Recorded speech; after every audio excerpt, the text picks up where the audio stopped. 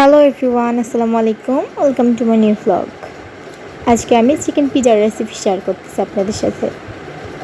দেখুন, আমি ডোটাকে কাঁটা চামচ দিয়ে এভাবে একটু করে ফুটো ফুটো করে নিলাম, যাতে করে খুব ভালোভাবে কুক হতে পারে। এরপর সস লাগিয়ে নিলাম। এরপর মজারেলা চিজ গ্রেট করে দিয়েছি।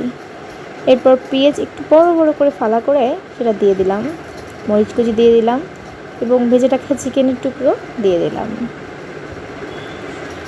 এরপর আমি উপর দিয়ে আরও কিছু মজারেলা চিজ গ্রেট করে দিয়ে দিয়েছি।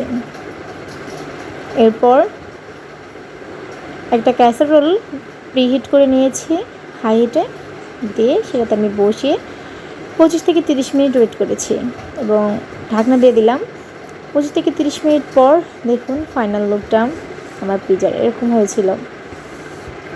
পিজার ব্রেডটা ভালোভাবে কুক হয়েছে কিনা এটা মাঝে মাঝে একটু ছুরি বা কোনো কাঁটা চামচের সাহায্যে উঠায় ভালোভাবে একটু দেখে নিতে হবে। এরপর দেখুন আমারটা কিন্তু খুব ভালোভাবে কুক হয়ে গেছিলো। দেখুন কত সুন্দর একটা লোভনীয় চিকেন পিজা বাসাতেই তৈরি করে ফেললাম কত সহজে।